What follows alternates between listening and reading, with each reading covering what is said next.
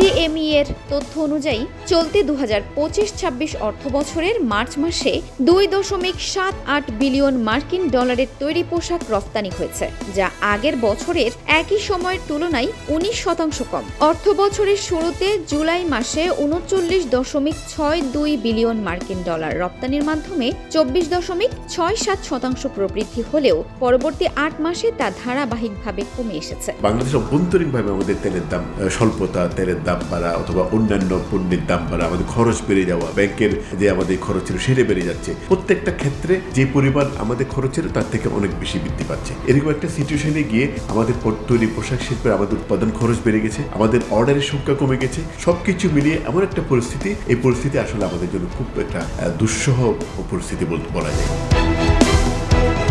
এদিকে মধ্যপ্রাচ্যের যুদ্ধের প্রভাবে আন্তর্জাতিক বাজারে জ্বালানি তেলের দাম বাড়তে থাকায় বেড়েছে জাহাজ ও কন্টেইনার পরিবহন ভাড়াও। যুদ্ধের এই এক মাসে চট্টগ্রাম বন্দর থেকে ইউরোপ ও আমেরিকার বিভিন্ন রুটে প্রতিটি কন্টেইনার পরিবহনে ভাড়া 600 থেকে 1000 মার্কিন ডলার পর্যন্ত বাড়িয়েছে মেইন লাইন অপারেটররা। ইউরোপে ছিল 16 থেকে 1800, সেটা বর্তমানে আমরা নিচ্ছি 2200 থেকে 2800 পর্যন্ত।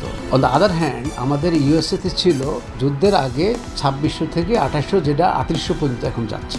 বিকজ আমাদের একদিক হলো স্ট্রেট অফ হরমুজের এফেক্ট, সেখানে আবার যেখানে ওয়েল ট্রান্সপোর্টেশন 25% এফেক্ট হয়ে গেছে। বাংলাদেশের তৈরি পোশাকের প্রধান বাজার ইউরোপ ও আমেরিকা হওয়ায় কন্টেইনারবাহী জাহাজগুলো এখন হরমুজ প্রণালীর পরিবর্তে লোহিত সাগর হয়ে চলাচল করছে। অন্যদিকে দেশে জ্বালানির তেলের দাম না বাড়লেও তৈরি পোশাক খাতে উৎপাদন খরচ বেড়েছে বলে দাবি করছেন গার্মেন্টস মালিকরা। আরএমজি সেক্টরটা একমাত্র সেক্টর যেটা ইম্পোর্টও করে এক্সপোর্টও করে। যে ইম্পোর্টের গুডসগুলো র মেটেরিয়ালস যখন আমরা ঢাকায় পৌঁছাই, সেখানে আগের যে গাড়ি ভাড়াটা ছিল সেটা অলমোস্ট দ্বিগুণের কাছাকাছি চলে গেছে। আবার এক্সপোর্টের ক্ষেত্রে যে আমরা এক্সপোর্ট করার সময় আপনার ঢাকা থেকে যে পণ্যগুলো চট্টগ্রাম বন্দরে আনি, সেটার খরচও অলমোস্ট দ্বিগুণ।